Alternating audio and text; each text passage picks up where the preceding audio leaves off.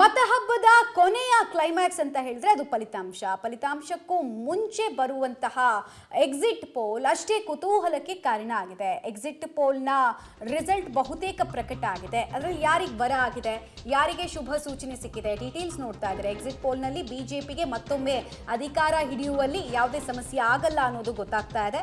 ಬಿಜೆಪಿಯ 400 ಪಾರ್ ಕನಸು ನನಸಾಗುತ್ತಾ? ಈ ಪ್ರಶ್ನೆಗೆ ಉತ್ತರವನ್ನ ಡೇಟಾ ಮೂಲಕ ನೋಡ್ತಾ ಹೋಗೋಣ. ಇಂಡಿಯಾ ಒಕ್ಕೂಟ ಅಧಿಕಾರವನ್ನ ಹಿಡಿಯುವಂತಹ ಕನಸು ಈ ಸಲ ನನಸಾಗಲ್ವಾ? ಮೋದಿ ಅಲೆ ಮುಂದೆ ಕಾಂಗ್ರೆಸ್ಗೆ ಯಾವುದೇ ಗ್ಯಾರಂಟಿಗಳು ಕೈ ಹಿಡಿಲಿಲ್ವಾ? ಕಾಂಗ್ರೆಸ್ ಎಕ್ಸಿಟ್ ಪೋಲ್ನಲ್ಲಿ ಎಕ್ಸಿಟ್ ಆಯ್ತಾ ಅನ್ನೋದು ಪ್ರಶ್ನೆ. ಎಕ್ಸಿಟ್ ಪೋಲ್ಗಳಲ್ಲಿ ಮತ್ತೆ ಬಿಜೆಪಿಗೆ ಅಧಿಕಾರ ಅಂತ ಇದೆ ಬಹುತೇಕ ಎಲ್ಲ ಸಮೀಕ್ಷೆಗಳು. ಅದರಲ್ಲೂ ಕೂಡ ಕೆಲವು ಸಮೀಕ್ಷೆಗಳು ಬಿಜೆಪಿಗೆ 400 ಸೀಟ್ಗಳು ಅಂದ್ರೆ ಎನ್ಡಿಎ ಮೈತ್ರಿಕೂಟಕ್ಕೆ 400 ಸೀಟ್ಗಳು ದಕ್ಕಬಹುದು ಅನ್ನೋದನ್ನ ಕೂಡ ಪ್ರೆಡಿಕ್ಟ್ ಮಾಡ್ತಾ ಇದೆ. ಒಂದು ವೇಳೆ 400+ ಸೀಟ್ಗಳೇನಾದ್ರೂ ಆದ್ರೆ ನೋಡ್ತಾ ಇದ್ದೀರಾ, ಟುಡೇಸ್ ಚಾಣಕ್ಯದಲ್ಲಿ ಬಿಜೆಪಿಯ 400 ಪಾರ್ ಕನಸು ನನಸಾಗಬಹುದು ಅನ್ನೋ ಪ್ರಿಡಿಕ್ಷನ್. ಬಿಜೆಪಿಗೆ ಬರೋಬ್ಬರಿ 400 ಸ್ಥಾನಗಳನ್ನ ಟುಡೇಸ್ ಚಾಣಕ್ಯ ಕೊಟ್ಟಿದೆ. ಇಲ್ಲಿ ಇಂಡಿಯಾ ಒಕ್ಕೂಟಕ್ಕೆ ಕೇವಲ 107 ಸ್ಥಾನಗಳು ಮಾತ್ರ ಸಿಗ್ತಾ ಇದೆ. ಇತರರಿಗೆ 36 ಸ್ಥಾನವನ್ನ ಟುಡೇಸ್ ಚಾಣಕ್ಯ ಸಮೀಕ್ಷೆಯ ವರದಿ ಕೊಡ್ತಾ ಇದೆ. ಬಿಜೆಪಿ ಏಕಾಂಗಿಯಾಗಿ 355 ಸ್ಥಾನಗಳನ್ನ ಗೆದ್ಕೊಂಡ್ರೆ ಕಾಂಗ್ರೆಸ್ 50 ಸ್ಥಾನಗಳು ತೃಪ್ತಿ ಪಟ್ಕೊಳ್ಬೇಕು ಅಂತ ಹೇಳ್ತಾ ಇದ್ದಾರೆ. ಅಂದ್ರೆ ನೀವು 100 ಕ್ರಾಸ್ ಆಗಲ್ಲ ಅಂತ. ಕಾಂಗ್ರೆಸ್ ಆಕ್ಚುಲಿ ಕಂಟೆಸ್ಟ್ ಮಾಡ್ತಾ ಇರೋದೇ ದೇಶದಾದ್ಯಂತ 241 ಸೀಟ್ಗಳು ಮಾತ್ರ. ಅದರಲ್ಲಿ 50 ಸ್ಥಾನ ಅವ್ರು ಗೆಲ್ತಾರಂತೆ. ಟೋಟಲಿ ಇಂಡಿಯಾ ಒಕ್ಕೂಟಕ್ಕೆ ಕೇವಲ 107 ಸ್ಥಾನಗಳು ಸಿಗಬಹುದು ಅನ್ನೋದು ಟುಡೇಸ್ ಚಾಣಕ್ಯ ಪ್ರೆಡಿಕ್ಟ್ ಮಾಡ್ತಾ ಇರೋ ವಿಚಾರ. 400+ ಸೀಟ್ ಆದ್ರೆ 84ರ ನಂತರ ಯಾವುದೇ ರಾಜಕೀಯ ಪಕ್ಷ 400 ಸೀಟನ್ನ ಗೆದ್ದ ಸಾಧನೆ ಮಾಡಿಲ್ಲ. ಆ ಸಾಧನೆಯನ್ನ ಈ ಬಾರಿಯ ಎನ್ಡಿಎ ಮಾಡುತ್ತೆ ಅನ್ನೋದು ಅವ್ರ ಪ್ರೆಡಿಕ್ಷನ್. ಇನ್ನೊಂದು ಪ್ರೆಡಿಕ್ಷನ್ ಅನ್ನ ನೋಡ್ತಾ ಇದ್ದೀವಿ. ಸೊ ಇಲ್ಲಿ ಸಿ ವೋಟರ್ ಸಮೀಕ್ಷೆ ಪ್ರಕಾರ ಬಿಜೆಪಿಗೆ ಇಲ್ಲೂ ಕೂಡ ಬಹುಮತ ಸಿಗುತ್ತೆ ಅಂತ ಹೇಳ್ತಾ ಇದ್ದಾರೆ. ಸಿ ವೋಟರ್ ಸಮೀಕ್ಷೆಯಲ್ಲೂ ಕೂಡ ಬಿಜೆಪಿ ತನ್ನ ಹವಾವನ್ನು ಸೃಷ್ಟಿ ಮಾಡಿದೆ. ಇಂಡಿಯಾಗೆ 353 ಕನಿಷ್ಠ, ಗರಿಷ್ಠ 383 ಸ್ಥಾನಗಳು ದಕ್ಕಬಹುದು ಅನ್ನೋ ಪ್ರೆಡಿಕ್ಷನ್. ಇಂಡಿಯಾ ಒಕ್ಕೂಟಕ್ಕೆ 152 ಕನಿಷ್ಠ, ಗರಿಷ್ಠ 182 ಸ್ಥಾನಗಳು ಸಿಗಬಹುದು ಅಂತ. ಟೈಮ್ಸ್ ನೌ ಸಮೀಕ್ಷೆಯಲ್ಲೂ ಬಿಜೆಪಿಯ ಸುನಾಮಿ ಮುಂದೆ ಇಂಡಿಯಾ ಒಕ್ಕೂಟ ಛಿದ್ರ ಆಗ್ತಾ ಇದೆಯಾ ಅಂತ ಎನ್ಡಿಎಗೆ 358 ಸ್ಥಾನಗಳನ್ನ ಟೈಮ್ಸ್ ನೌ ಸಮೀಕ್ಷಾ ರಿಪೋರ್ಟ್ ಕೊಡ್ತಾ ಇದೆ. ಇಂಡಿಯಾ ಒಕ್ಕೂಟಕ್ಕೆ 135 ಸ್ಥಾನಗಳು. ನೋಡಿ, ಬಹುಮತದ ಸನಿಹಕ್ಕೂ ಇಂಡಿಯಾ ಒಕ್ಕೂಟ ಬರ್ತಾ ಇಲ್ಲ ಅಂತ. ಪೈಪೋಟಿ ಕೊಡ್ತೀವಿ, ಆದ್ರೆ ಬಹುಮತದ ಪೈಪೋಟಿ ಅಲ್ಲ, ಅಧಿಕಾರ ಹಿಡಿಯಕ್ಕೆ ಪೈಪೋಟಿ ಅಲ್ಲ, ಬಟ್ ನಮ್ದೊಂದು ಕಾಂಪಿಟೇಷನಲ್ಲಿ ನಾವು ಇದೀವಿ ರೇಸಲ್ಲಿ ಅನ್ನೋ ರೀತಿ ಪ್ರೆಡಿಕ್ಷನ್ ಇದು. ಆಕ್ಸಿಸ್ ಮೈ ಇಂಡಿಯಾ ಸಮೀಕ್ಷೆ ಏನು ಹೇಳ್ತಾ ಇದೆ? ಇಂಡಿಯಾ ಒಕ್ಕೂಟಕ್ಕೆ 361ರಿಂದ 401 ಸ್ಥಾನಗಳು ದಕ್ಕಬಹುದು ಅಂತ. ಮ್ಯಾಕ್ಸಿಮಮ್ 401, ಮಿನಿಮಮ್ ಅಷ್ಟು ಸೀಟ್ ಸಿಗುತ್ತೆ ಅಂತ. ಇತರರಿಗೆ 8ರಿಂದ 20 ಸ್ಥಾನಗಳು ಸಿಗಬಹುದು ಅನ್ನೋ ಪ್ರೆಡಿಕ್ಷನ್ ಮಾಡಲಾಗ್ತಾ ಇದೆ. ಹಾಗೆ ದೇಶದ ಅತಿ ದೊಡ್ಡ ಚುನಾವಣಾ ರಾಜ್ಯವಾಗಿರುವಂತಹ ಉತ್ತರ ಪ್ರದೇಶದಲ್ಲಿ ಬಿಜೆಪಿಗೆ 62ರಿಂದ 72 ಸೀಟ್, ಅಲ್ಲಿ ಇರೋದೇ ಟೋಟಲ್ 80 ಸೀಟು. ಅದರಲ್ಲಿ ಬಹುಪಾಲು ಬಿಜೆಪಿಗೆ ದಕ್ಕಬಹುದು ಅನ್ನೋದು ಪ್ರೆಡಿಕ್ಷನ್ನು. ಆಕ್ಸಿಸ್ ಮೈ ಇಂಡಿಯಾ ಸಮೀಕ್ಷೆಯಲ್ಲಿ ಬಿಜೆಪಿಗೆ 400+ ಸೀಟು. ಕರ್ನಾಟಕದ ಟ್ಯಾಲಿ ಪ್ರೆಡಿಕ್ಷನ್ ಏನು? ಡೀಟೇಲ್ಸ್ ನೋಡ್ತಾ ಇದ್ದೀರಾ. ಬಿಜೆಪಿಗೆ ಇಲ್ಲೂ ಕೂಡ ಹೆಚ್ಚು ಸ್ಥಾನ. ಸಮೀಕ್ಷೆಯಲ್ಲಿ ಮತ್ತೆ ಬಿಜೆಪಿಗೆ ಜೈ ಅಂತ ಕರ್ನಾಟಕದ ಮತದಾರ ಹೇಳ್ತಾ ಇದ್ದಾರಂತೆ. ಒಂದು ಕುತೂಹಲ ಇತ್ತು, ಈ ಅದೃಶ್ಯ ಮತದಾರ ಅಂತ ಈ ಗ್ಯಾರಂಟಿ ಮತದಾರರನ್ನ ಕರಿತಾ ಇದ್ವಿ ನಾವು. ಸೊ ಅವ್ರು ಏನು ಮಾಡ್ತಾರೆ, ಅವ್ರು ಏನು ಡಿಸೈಡ್ ಮಾಡ್ತಾರೆ, ವೋಟಿಂಗ್ ಪ್ಯಾಟರ್ನ್ ಚೇಂಜ್ ಆಗುತ್ತಾ, ಚೇಂಜ್ ಆಗಲ್ವಾ ಅನ್ನೋ ಕುತೂಹಲಕ್ಕೆ ಈಗ ಸಿಗ್ತಾ ಇರೋ ಉತ್ತರ.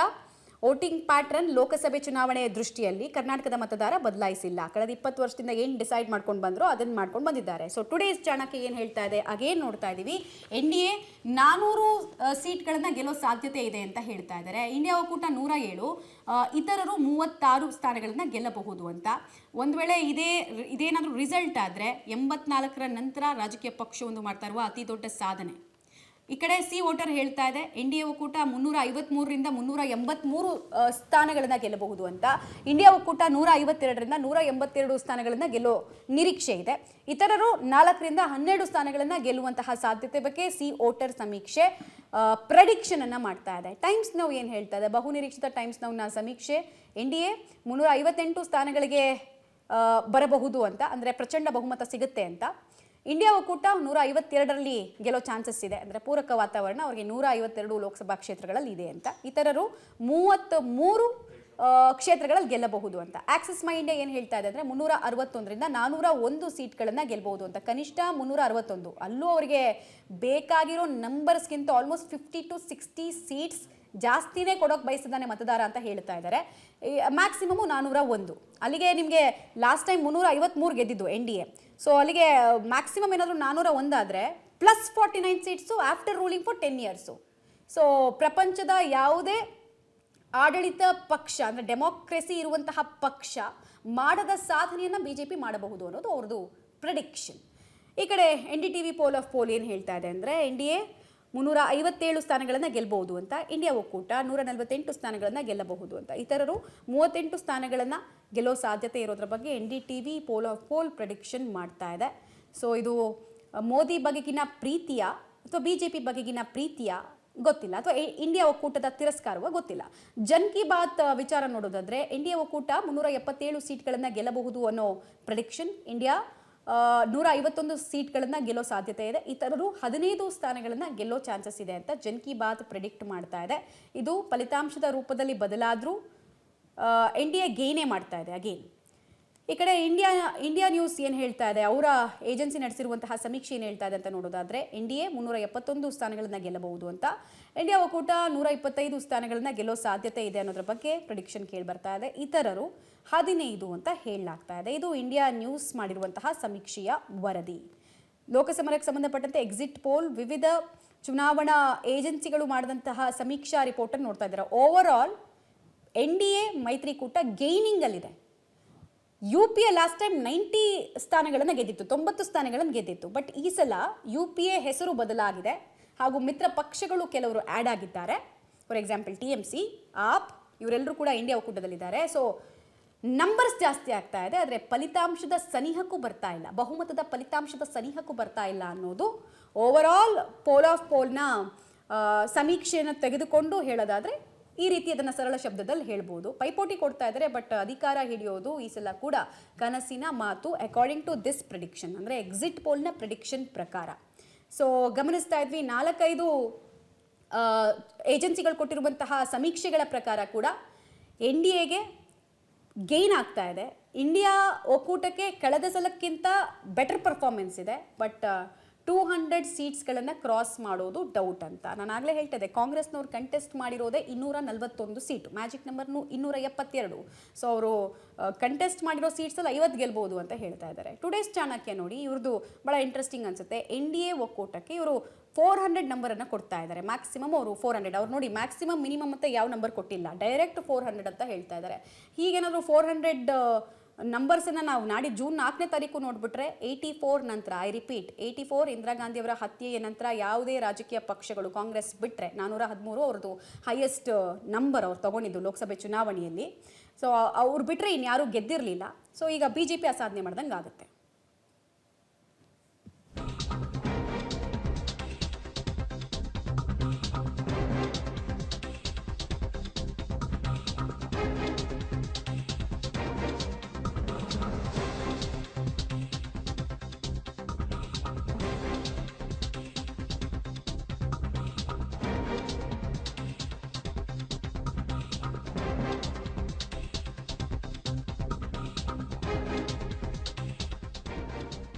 ಬಿಜೆಪಿಯ ಪರ್ಫಾರ್ಮೆನ್ಸ್ ಹೇಗಿದೆ ಕರ್ನಾಟಕದಲ್ಲಿ, ಅದಕ್ಕೊಂದು ಪ್ರೆಡಿಕ್ಷನ್ ಕೂಡ ನಮಗೆ ಸಿಗ್ತಾ ಇದೆ, ಅಂದಾಜು ಸಿಗ್ತಾ ಇದೆ ಜನರ ಮೈಂಡ್ ಸೆಟ್ ಏನು ಅಂತ. ಸೊ ಬಿಜೆಪಿಗೆ ಮುನ್ನಡೆ ಕರ್ನಾಟಕದಲ್ಲಿ ಸಿಗ್ತಾ ಇದೆ. ಬಹುತೇಕ ಸಮೀಕ್ಷೆಗಳು ಕಾಂಗ್ರೆಸ್ಗೆ ಹಿನ್ನಡೆಯನ್ನೇ ತೋರಿಸ್ತಾ ಇದೆ. ಕಾಂಗ್ರೆಸ್ 2 ಅಂಕಿ ದಾಟ್ಲಿದೆ ಅಂತ DCM DK ಶಿವಕುಮಾರ್ ನೋಡಿದ್ರೆ ಇನ್ನೂ ಕಾನ್ಫಿಡೆನ್ಸ್ ಅಲ್ಲಿ ಇದ್ದಾರೆ, ಬಟ್ ನಂಬರ್ ಹೇಳಕ್ ರೆಡಿ ಇಲ್ಲ ಅವರು. ಲಾಸ್ಟ್ ಟೈಮ್ ಅವ್ರು ಹೇಳಿದ್ರು 136 ಸೀಟ್ಸ್ ಅನ್ನು ಗೆಲ್ತೀವಿ ನಾವು ಅಂತ, ಅದೇ ಕಾನ್ಫಿಡೆನ್ಸ್ ಇಲ್ಲಿ ಕಾಣಿಸ್ತಿಲ್ಲ. ಎಷ್ಟು ನಂಬರು ಅಂತ ಕೇಳಿದಾಗ ಡಬಲ್ ಡಿಜಿಟ್ ಅಂತ ಅಷ್ಟೇ ಹೇಳಿದ್ರು. ಬಟ್ ಇದನ್ನು ಕಾಂಗ್ರೆಸ್ ನಾಯಕರು ಒಪ್ಕೊಳ್ತಾ ಇಲ್ಲ, ನಮ್ಗೆ ಇನ್ನೂ ಜಾಸ್ತಿ ನಂಬರ್ ಬರುತ್ತೆ ಅಂತ ಅವ್ರು ಹೇಳ್ತಾ ಇದ್ದಾರೆ. ಸೊ ಕರ್ನಾಟಕದ ಟ್ಯಾಲಿಯ ಪ್ರೆಡಿಕ್ಷನ್ ನಾವು ಗಮನಿಸ್ತಾ ಹೋಗೋದಾದ್ರೆ ಏನೇನಿದೆ ಅಂತ ಟುಡೇಸ್ ಚಾಣಕ್ಯ ಹೇಳ್ತಾ ಇದೆ. ಬಿಜೆಪಿ 24 ಸ್ಥಾನಗಳನ್ನು ಗೆಲ್ಲಬಹುದು ಅಂತ, ಕಾಂಗ್ರೆಸ್ 4 ಸ್ಥಾನಗಳನ್ನು ಗೆಲ್ಲೋ ಸಾಧ್ಯತೆ ಇದೆ ಅಂತ. ಸೊ NDA ಒಕ್ಕೂಟ 24 ಸ್ಥಾನಗಳನ್ನು ಗೆಲ್ಲುತ್ತೆ ಅಂತ. ಸೊ ಇಲ್ಲಿ ಮೈತ್ರಿ ವರ್ಕ್ ಆಗಿದೆಯಾ ವರ್ಕ್ ಆಗಿಲ್ವಾ ಅನ್ನೋ ಪ್ರಶ್ನೆಗೂ ಉತ್ತರ ನಮಗೆ ಸಿಗ್ತಾ ಇದೆ. ಬಹುತೇಕ ಸಮೀಕ್ಷೆಗಳು ಹೇಳ್ತಾ ಇರೋದು JDSಗೆ ಎಷ್ಟು ಸ್ಥಾನಗಳನ್ನು ಕೊಟ್ಟರೋ ಅವ್ರು ಅದಕ್ಕೆ ತಕ್ಕಂತೆ ಪರ್ಫಾರ್ಮ್ ಮಾಡಿದ್ದಾರೆ ಅಂತ. ಸಿ ವೋಟರ್ ಏನು ಹೇಳ್ತಾ ಇದೆ, BJP JDS ಇಬ್ಬರೂ ಸೇರಿಕೊಂಡು ಕನಿಷ್ಠ ಮಿನಿಮಮು 23 ಸೀಟ್ಗಳನ್ನಂತೂ ಗೆದ್ದೇ ಗೆಲ್ತಾರೆ, ಮ್ಯಾಕ್ಸಿಮಮ್ 25 ಸೀಟ್ಗಳನ್ನು ಗೆಲ್ತಾರೆ ಅನ್ನೋದು ಸಿ ವೋಟರ್ ಪ್ರೆಡಿಕ್ಷನು.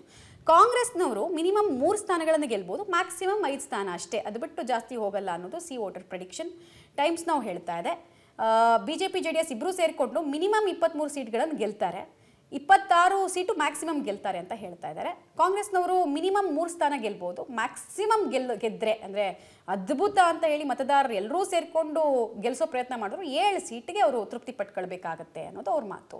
ಇನ್ನು ಇಂಡಿಯಾ ಟುಡೇ ಹೇಳ್ತಾ ಇದೆ NDA 20ರಿಂದ 22 ಸ್ಥಾನಗಳನ್ನು ಗೆಲ್ಲಬಹುದು ಅಂತ. ಇಂಡಿಯಾ ಟುಡೇ ಸಮೀಕ್ಷೆಯನ್ನ ಎಲ್ಲರೂ ಕ್ಲೋಸ್ ಆಗಿ ನೋಡಬೇಕಾಗತ್ತೆ. ಕಾರಣ 2019 ಚುನಾವಣೆಯ ಪ್ರೆಡಿಕ್ಷನ್ ಅನ್ನ ಕರೆಕ್ಟಾಗಿ ಅಂದರೆ 352 ಗೆಲ್ಲುತ್ತೆ NDA ಅಂತ ಹೇಳಿದ್ದು ಇದೇ ಇಂಡಿಯಾ ಟುಡೇ. ಮತ್ತು ಲಾಸ್ಟ್ ಟೈಮ್ ನಮ್ಮದು ವಿಧಾನಸಭಾ ಚುನಾವಣೆ ಆಯ್ತಲ್ಲ, ಸೊ ಅವಾಗಲೂ ಅಷ್ಟೇ 136 ಸ್ಥಾನಗಳನ್ನು ಗೆಲ್ಲುತ್ತೆ ಕಾಂಗ್ರೆಸ್ ಅಂತ ಪ್ರೆಡಿಕ್ಟ್ ಮಾಡಿದಂತಹ ಏಜೆನ್ಸಿ. ಹೀಗಾಗಿ ಕ್ಯೂರಿಯಾಸಿಟಿ ಅಂತೂ ಇದ್ದೇ ಇದೆ ಅವರ ಎಕ್ಸಿಟ್ ಪೋಲ್ ರಿಸಲ್ಟ್ ಬಗ್ಗೆ. ಆಕ್ಸಿಸ್ ಮೈ ಇಂಡಿಯಾ ಹೇಳ್ತಾ ಇದೆ NDA 20ರಿಂದ 22 ಸ್ಥಾನಗಳನ್ನು ಗೆಲ್ಲಬಹುದು ಅಂತ.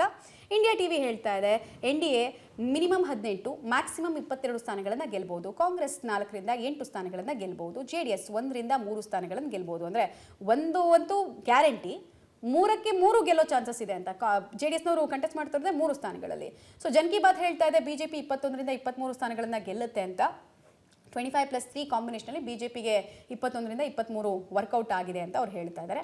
ಕಾಂಗ್ರೆಸ್ 7 ಸ್ಥಾನ ಮಿನಿಮಮ್ ಗೆಲ್ಲುತ್ತೆ ಅಥವಾ ಮ್ಯಾಕ್ಸಿಮಮ್ 7 ಸ್ಥಾನ ಗೆಲ್ಲುತ್ತೆ ಅಥವಾ 5 ಸ್ಥಾನ ಮಿನಿಮಮ್ ಗೆಲ್ಲುತ್ತೆ ಅನ್ನೋದು ಜನ್ ಕಿ ಬಾತ್ ಅವರ ಪ್ರೆಡಿಕ್ಷನ್ ಆಗ್ತದೆ. ಕರ್ನಾಟಕದ ಟ್ಯಾಲಿ ಪ್ರೆಡಿಕ್ಷನ್ಗೆ ಸಂಬಂಧಪಟ್ಟಂತೆ ಮಾಹಿತಿ ನಾವು ಕೊಡ್ತಾ ಇರೋದು. ಬಟ್ ಕಳೆದ 20 ವರ್ಷಗಳಿಂದ ಕಾಂಗ್ರೆಸ್ ಡಬಲ್ ಡಿಜಿಟ್ ಸಾಧನೆ ಮಾಡಿಲ್ಲ ಲೋಕಸಭೆ ಚುನಾವಣೆಗೆ ಸಂಬಂಧಪಟ್ಟಂತೆ. ಹಾಗಾದ್ರೆ ಈ ಎಕ್ಸಿಟ್ ಪೋಲ್ನ ಪ್ರಮುಖ ಅಂಶಗಳು ಏನು ಅಂತ ನೋಡೋದಾದ್ರೆ ನಾವು ದಕ್ಷಿಣದ ರಾಜ್ಯಗಳಲ್ಲಿ ಬಹುನಿರೀಕ್ಷೆಯನ್ನ ಬಿಜೆಪಿ ತಮಿಳುನಾಡು ಹಾಗೂ ಕೇರಳಕ್ಕೆ ಸಂಬಂಧಪಟ್ಟಂತೆ ಇಟ್ಕೊಂಡಿತ್ತು. ಅನೇಕ ರ್ಯಾಲಿಗಳನ್ನ, ಜೊತೆಗೆ ತಮಿಳುನಾಡಿನ ಜನ ಕೇರಳದ ಜನರನ್ನ ಭಾವನಾತ್ಮಕವಾಗಿ ಕನೆಕ್ಟ್ ಮಾಡೋ ಕೆಲಸವನ್ನು ಮಾಡಿತ್ತು. ಸೊ ಅದು ವರ್ಕೌಟ್ ಆಗಿದೆ ರಿಸಲ್ಟ್ನ ರೂಪದಲ್ಲಿ. ಸೊ ಓಟು ಸೀಟ್ ಆಗಿ ಬದಲಾಗೋ ಕಾಲ ಸನ್ನಿಹಿತವಾಗಿದೆ. ಖಾತೆ ತೆರೆಯುತ್ತೆ ಫೈನಲಿ ಬಿಜೆಪಿ ತಮಿಳುನಾಡು ಮತ್ತು ಕೇರಳದಲ್ಲಿ ಅಂತ. ಉತ್ತರ ಪ್ರದೇಶದಲ್ಲೂ ಕೂಡ ಹೆಚ್ಚಿನ ಸ್ಥಾನ ಬಿಜೆಪಿ ಪಾಲಾಗತ್ತೆ ಅಂತ. ಒಂದು ಅಸೆಂಬ್ಲಿ ಎಲೆಕ್ಷನ್ ಕೂಡ ಜನ ತೋರಿಸಿದ್ರು ಏನು ಅಲೆ ಇದೆ ಅಲ್ಲಿ ಅಂತ. ಗುಜರಾತಲ್ಲೂ ಅಲೆ ಕಂಟಿನ್ಯೂ ಆಗುತ್ತಂತೆ, ಕ್ಲೀನ್ ಸ್ವೀಪ್ ಮಾಡುತ್ತಂತೆ. 26ಕ್ಕೆ 26 ಲಾಸ್ಟ್ ಟೈಮ್ ಗೆದ್ದಿದ್ರು, 2014ರಲ್ಲೂ ಗೆದ್ದಿದ್ರು. ಛತ್ತೀಸ್ಗಢದಲ್ಲಿ 11ರಲ್ಲಿ 9 ಲಾಸ್ಟ್ ಟೈಮ್ ಗೆದ್ದಿದ್ರು. ಬಟ್ ಈ ಸಲ ಕೂಡ ಅದಕ್ಕಿಂತ ಜಾಸ್ತಿ ಗೆಲ್ತಾರೆ ಅನ್ನೋ ನಿರೀಕ್ಷೆ. ಮಧ್ಯಪ್ರದೇಶದಲ್ಲಿ ಒಂದೇ ಒಂದು ಸ್ಥಾನನ ಕಾಂಗ್ರೆಸ್ಗೆ ಬಿಟ್ಕೊಟ್ಟಿದ್ರು, ಉಳಿದ 28 ಸ್ಥಾನಗಳನ್ನು ಗೆದ್ದಿದ್ರು. ದೆಹಲಿಯಲ್ಲಿ 7ಕ್ಕೆ 7 ಔಟ್ ಆಫ್ ಔಟ್ ಪಡ್ಕೊಂಡಿದ್ರು. ಸೊ ಈ ಸಲ ಕೂಡ ಅದೇ ರಿಸಲ್ಟ್ ಬರುತ್ತೆ ಅನ್ನುವಂತಹ ನಿರೀಕ್ಷೆ.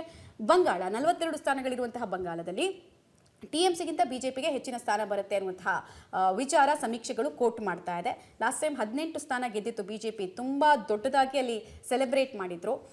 ಮತ್ತು ಪಕ್ಷ ಸಂಘಟನೆಗೂ ಕೂಡ ಅದು ಬಹಳ ದೊಡ್ಡ ಬೂಸ್ಟ್ ಕೊಟ್ಟಿತ್ತು. ತೆಲಂಗಾಣದಲ್ಲಿ ಕಾಂಗ್ರೆಸ್ಗೆ ಬಿಜೆಪಿ ಸಮಾನ ಪೈಪೋಟಿಯನ್ನು ಕೊಡುತ್ತೆ ಅನ್ನುವಂತಹ ವಿಚಾರ ತಿಳಿದು ಬರ್ತಾ ಇದೆ. ಅವಿಭಜಿತ ಆಂಧ್ರ ಪ್ರದೇಶದಲ್ಲಿ 1995 ಇಂದ ಕೂಡ ಬಿಜೆಪಿ 1-2 ಸ್ಥಾನಗಳನ್ನಂತೂ ಗೆದ್ಕೊಳ್ತಾ ಬರ್ತಾ ಇದೆ, ಬಂಗಾರು ಲಕ್ಷ್ಮಣ್ ಅವರ ಕಾಲದಿಂದ ಕೂಡ. ಆಂಧ್ರ ಪ್ರದೇಶದಲ್ಲಿ NDA ಕೂಟಕ್ಕೆ ಹೆಚ್ಚು ಸ್ಥಾನಗಳು ಗೆಲ್ಲುವ ಸಾಧ್ಯತೆ ಇದೆ. ಬಿಕಾಸ್ ಮಿತ್ರ ಪಕ್ಷಗಳು ಅಂದರೆ ಫ್ರೆಂಡ್ಸ್ ಜಾಸ್ತಿ ಮಾಡ್ಕೊಂಡಿದ್ದಾರೆ. ಪಾರ್ಟಿಗಳ ವೈಸ್ ನೋಡಿದ್ರೆ ನಾವು ತೆಲುಗುದೇಶಂ ಪಾರ್ಟಿ ಇರ್ಬೋದು ಅಥವಾ ಪವನ್ ಕಲ್ಯಾಣ್ ಅವರ ಪಾರ್ಟಿ ಇರ್ಬೋದು, ಅವರೆಲ್ಲರನ್ನ ಒಟ್ಟುಗೂಡಿಸ್ಕೊಂಡು ಮುಂದಕ್ಕೆ ಸಾಗ್ತಾ ಇದ್ದಾರೆ. ಹೀಗಾಗಿ ಹೆಚ್ಚಿನ ಸ್ಥಾನದ ನಿರೀಕ್ಷೆ.